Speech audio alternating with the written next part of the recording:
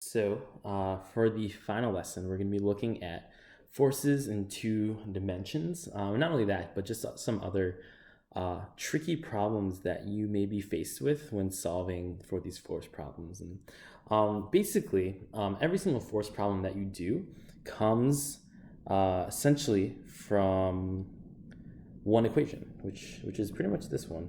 So this equation, of course, is just Newton's second law. And so we already talked about this before, but just to kind of review, remember that this just means the sum of the forces.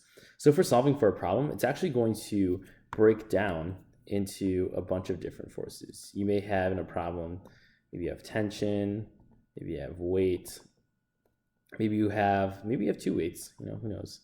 Maybe you have an FG1 and FG2. The right side of your equation is going to break down into the mass of your system and the acceleration of your system, right? So you may have a bunch of different parts, and that all factors into the mass. And while the overall acceleration of your object, if there is any, goes into this guy right here. Something I also want to be specific is that this equation, our algebra technically in general only works in one dimension. So if we're solving it in two dimensions, we're actually going to have to do usually two problems just to solve one normal one. So that sounds bad, but you'll see in a second that it's not actually that bad. So let's just start with a problem. So let's say there is a box, right, trusty box. And let's say someone is trying to push this box, right?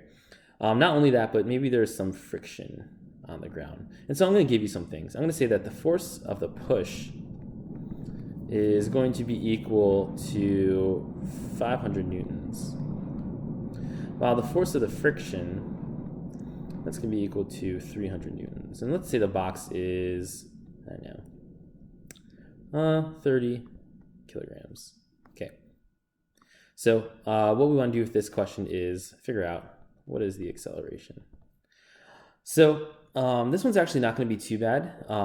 If we were to solve for the forces in the x direction, which makes sense that we'd want to start there first, right?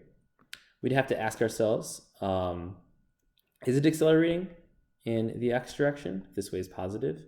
And we don't really know, so we want to solve for that. So what we can do is we can break this side of the equation, the sigma side, down into the forces that we have. So we have a push, and we have friction. And that equals the mass of the system times the acceleration of the system. And now we just want to get acceleration by itself, so we're going to divide both sides by m. And that leaves us then with Fp, our push, plus our friction over our mass. That equals acceleration. And many of you guys may be like, wait, why does friction get added?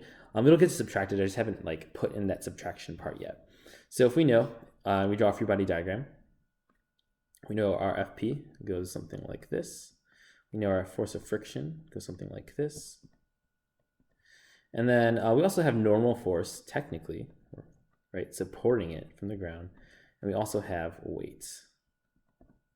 Right, we'll look at the y direction in a bit. And let's set our positive and negative to look something like this. So positive y is up and positive x is to the right. So if we were to solve for this now, we would just plug everything in. We have 500 newtons, and this is in the positive direction. And then plus we have our 300 newtons in the negative direction. This is all over our 30 kilograms. So if we were to calculate this ourselves, we would get 500 minus 300, so that gets us 200, and then divided by 30 kilograms, and that gets us just about 6.67 meters per second squared for our acceleration. Something we might want to ask is, for this particular problem, what is the normal force? Well, normal force is in the x direction, it's in the y direction, so we're going to look there now. So I'll start up here. We'll write the same thing. And something we'll want to ask ourselves is this: is it accelerating in the y direction? More likely than not, it's it isn't. We know this person is only pushing it horizontally, and we know that the normal force is never going to all of a sudden just grow out of nowhere. So we can actually say that this side reduces down to 0. And then we have our left side. We know we have our normal force here and our weight here. It all equals 0. And so if we want to solve for normal force, we just have to move our weight to the other side. And then we want to plug in everything we have. So we don't know our normal force, but we do know weight. We know that weight is equal to mass times gravity. But you have to remember that gravity is also a vector, right? So if gravity is a vector, it has a direction, so it can be positive or negative. Well, when we ask ourselves, does gravity pull things up or pull things down? It actually pulls things down. So that's actually in our negative direction. So what ends up happening is we have an Fn equals a negative, our mass is 30 kilograms, multiplied by a negative 10 meters per second squared of acceleration. So these negatives actually just become positive, and we have 30 times 10, we get 300 in the positive direction. One trick question I might give you is, what is the weight? The weight would actually be not 300, but a negative 300 newtons. So just be careful with that. So this example so far, not too bad. We don't have to worry too much about our y direction and our x direction. So this is our x. We don't have to worry about them combining. So now we're going to do a problem involving friction where they actually do have to combine. And we're going to do a very similar one. We're just going to give you different variables. So let's, why don't we propose that pretty much same problem, but now we're going to, so they'll have a box. Maybe it's a couch or something. And then say maybe a machine is pulling it along, right? You don't know where it's being pulled from, but we know it's being pulled along. And it's being pulled along the floor. And let me get rid of that really quick. That was a bad floor. There we go. And maybe we're just trying to solve for the general acceleration. Let's say that this is a 100 kilogram box. And let's say that rather than giving me the friction, that the coefficient of friction is, this is a bad looking one, do it over here, of kinetic friction is 0.5. Let's say that this force of tension that's being pulled in this direction, let's say that that is equal to do 1,000 newtons, right? And so I just want to figure out what is the force of friction, and then finally later on, what is my acceleration of the system, the net acceleration. So if we want to look for force of friction first, right, we have an equation for that. The force of kinetic friction is equal to mu k, our coefficient of friction, multiplied by a normal force. And right away we run into a problem. Right? We know that force of friction is a horizontal force, but normal force, right, is a vertical force. But it's okay, we can combine these. So very similar to the last problem, we can go into the y direction. And we know that it's not accelerating in the y direction, so this is 0. You might be asking, how do we know it's not accelerating in the y direction? Well, it's just kind of the problem I set up, right? It's just something getting pulled along in the horizontal direction. Something that I did neglect to do, however, is set my frame of reference. This will be positive x, this will be positive y. We break this down into the forces that we have, right? So the sum of forces is equal to our normal force plus our weight. Right? If we were to draw a free body diagram as well, right, we know we have normal force, weight, we have our tension, and we have some amount of friction resisting it. So when we solve for these, we know that these things break down. We know that weight is really just mass times gravity. Mass is 100, gravity is 10. We get 1,000 newtons. Again, this is positive because there's a double negative. When the FG gets moved over, it becomes negative. But then when you apply gravity, it's also negative. So those negatives become positives. So just don't forget about that. So we have 1,000 newtons. And what we're going to do is we're going to plug that in. Right? So that is going to go just like that. So now we have force of friction is equal to 0.5, which is our coefficient of friction that I gave you, multiplied by 1,000 newtons. So our force of friction then is 500 newtons. We can go back to our acceleration, right? We're really looking for acceleration in the x direction. And we can just start solving for things in the x direction. This time it probably is accelerating. So we can break this down to the forces that we have. There's only two. Oops, we want to make that 1 second.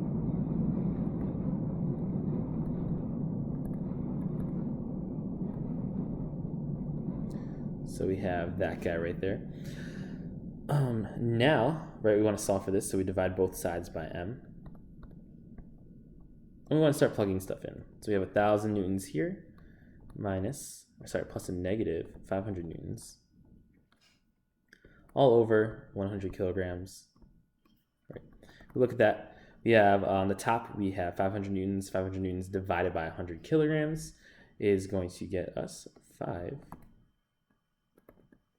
meters per second squared for our acceleration rate.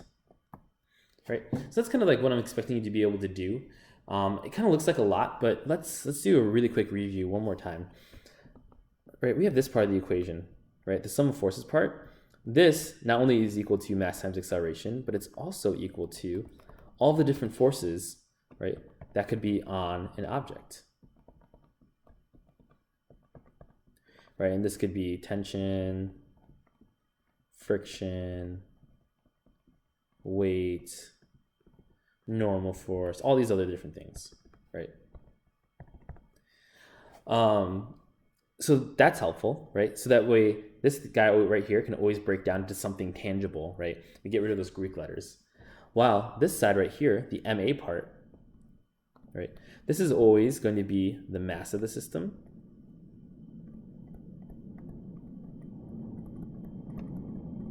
multiplied by the acceleration of the system,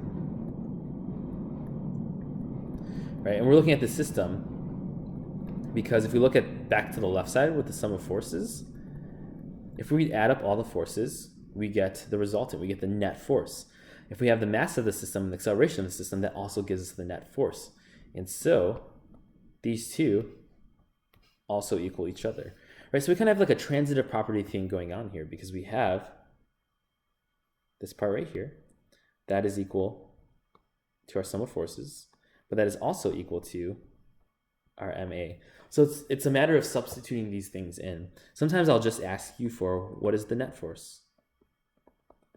And you won't have to really use MA. Or maybe you'll have massive system, acceleration of system, and you can just solve for it right away. Other times I might just give you, 4 or 5 forces. There may be a box, and it might have all these different forces on it. And you can just add them up. And that would give you the net force. So I hope this is a little bit more clear. Before I end this lesson, I did want to go over one that seemed to trouble a lot of people. And I hope that as I do it, it'll become a little bit more clear. So you guys had this problem. There's a box, right? There's a little pulley.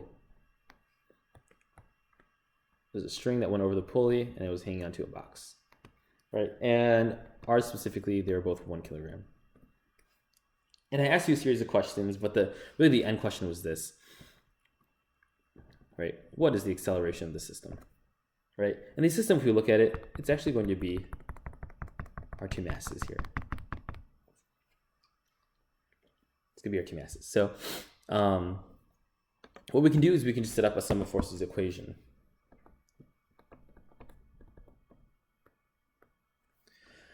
So what we want to ask ourselves is really, when we look at this diagram, which force actually applies a force on the system? We can call this mass 1, we call this mass 2, just so we can differentiate.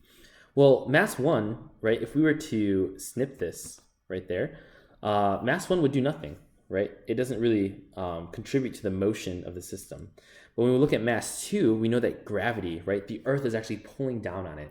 So it's also pulling down on mass 1, but the block itself is supporting it, right? Whereas with mass 2, nothing is, right? So it's going to pull that whole system down. So if we calculate the forces, or we look for the forces on the system, there's only one. It's the weight due to mass 2. And that equals the mass of the system times the acceleration of the system. I'm not going to give it an x or y direction, only because really what this pulley is doing is it's changing our dimensions, kind of. So now this breaks down into mass 2 times gravity, multiplied by the mass of the system, multiplied by the acceleration of the system. Now we can just plug things in. Mass of 2 is 1 kilogram, 1 times 10, we get 10 newtons.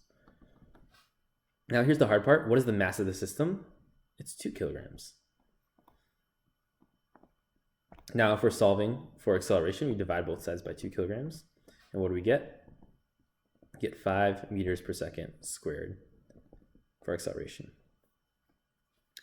So that may look complicated. I think the hardest part about all of this is really that from here to here, right, we don't have any numbers. And that might feel uncomfortable to you, right? But just remember that variables are placeholders for numbers, right? If you want to plug in the numbers right away, that's fine. But you'll actually find out that sometimes when you wait to plug in the numbers, you can actually get things to cancel out. And that's honestly can be very, very helpful in the future. Let's do one more of this same type of problem, but I'm going to complicate it a little bit. So let's say we have the same exact thing. Let's say we have 2 pulleys now. We have a block here. We have a block here. Yeah, we have a block here. Right, they're all connected. Right, let's say this is 1 kilogram. Let's say this is 2 kilograms. And we will say this is 3 kilograms. Right, and my question is, same one. What is the acceleration of the system? Well, if they're all connected, we can kind of guess which way it might go, but we don't want to make any assumptions. But we do need to define a frame of reference. So my thought is the 3 kilograms, the one that's going to make everything go down. If we assume this is a frictionless system as well, that means the fact that there is this block here won't make a difference. So what we might want to do is set up our equation, right? We want to have sum of forces equals mass of system times acceleration of system. Something that you could do right now if you wanted to is calculate the mass of the system. We have 1 plus 2 plus 3, that's 6 kilograms. So if you want to plug that in right away, that's fine. If not, just leave it.